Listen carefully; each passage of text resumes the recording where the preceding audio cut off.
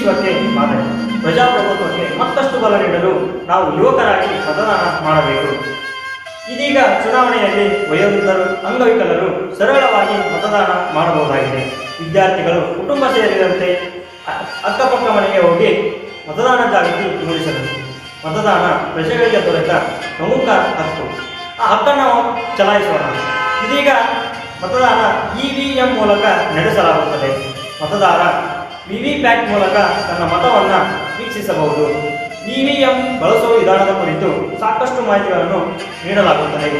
ಸರ್ಕಾರಿ ಅಧಿಕಾರಿಗಳು ಕೂಡ ಪ್ರಾಮಾಣಿಕತೆಯಿಂದ ಕಾರ್ಯನಿರ್ವಹಿಸುತ್ತಾರೆ. ಮತದಾನ ಹಕ್ಕಿನಿಂದ ಯಾರೂ ವಂಚಿತರಾಗಬಾರದು. ವೋಟು ಅಂದರೆ ಬಲ, ವೋಟು ಅಂದರೆ ಶಕ್ತಿ, ವೋಟು ಅಂದರೆ ಪ್ರಾಮಾಣಿಕತೆ.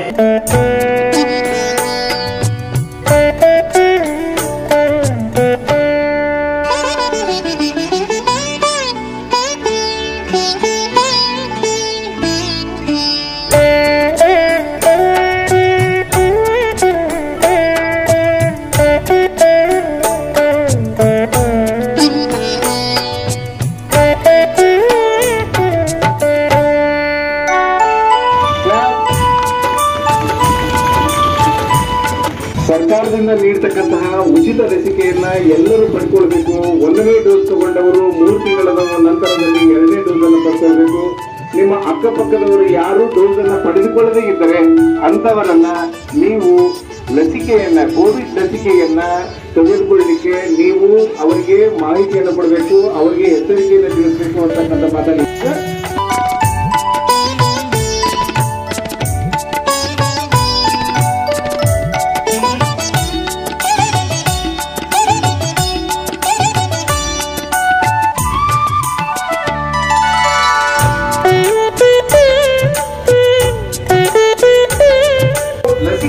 ಪಡಿಬೇಕು ಅಂತಕ್ಕಂಥದ್ದು ಜಾಗೃತಿ ಅಭಿಯಾನ ಈಗ ನಡೀತಾ ಇದೆ.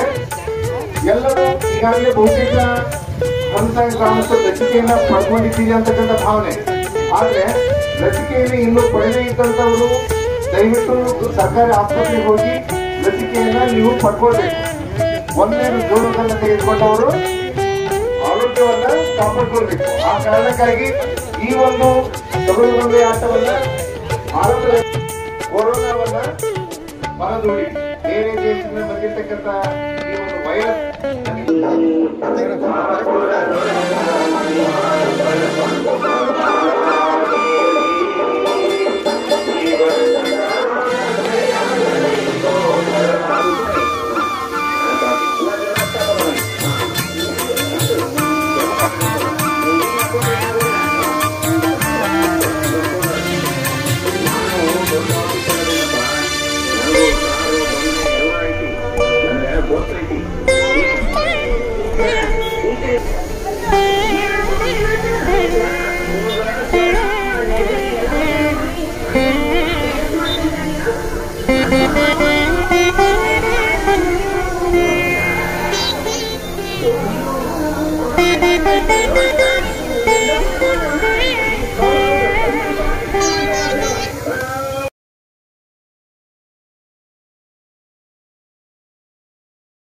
ಪಠ್ಯಂತರ್ಗತವಾಗಿರ್ತಕ್ಕಂತಹ ಈ ವಿಷಯವನ್ನ ಸುತ್ತಲಿನ ಹಲವಾರು ನಗೆ ಮಳೆ ನೀರಿನ ಸಂರಕ್ಷಣೆ ಬಗ್ಗೆ, ಜನಪದ ಆಚರಣೆಗಳ ಹಿಂದೆ ಇರ್ತಕ್ಕಂತಹ ವೈಜ್ಞಾನಿಕ ಸತ್ಯಪದಿಗರನ್ನ ಹಳ್ಳಿ ಹಳ್ಳಿಗೆ ಅಲೆದಾಡಿ ಅವರೊಂದಿಗೆ ಸಂವಾದವನ್ನು ನಡೆಸಿದ್ದಾರೆ, ಸಂದರ್ಶನ ಮಾಡಿದ್ದಾರೆ.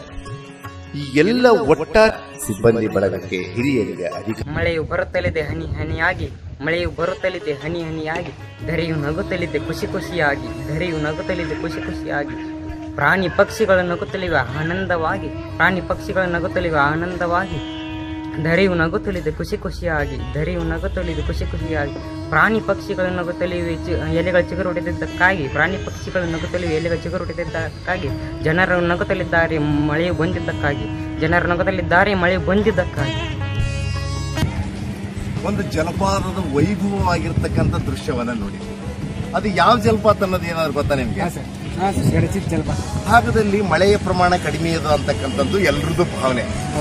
ಮಳೆ ವಾರ್ಷಿಕವಾಗಿ ಎಷ್ಟು ಪ್ರಮಾಣ ಮಳೆ ಆಗಬೇಕು ಅಷ್ಟೇ ಮಳೆ ಆಗೇ ಆಗ್ತದೆ. ಆದ್ರೆ ಮಳೆಗಾಲದಲ್ಲಿ ಬೀಳುವಂತ ಮಳೆ ನೀರನ್ನ ಸಂರಕ್ಷಣೆ ಮಾಡತಕ್ಕಂಥ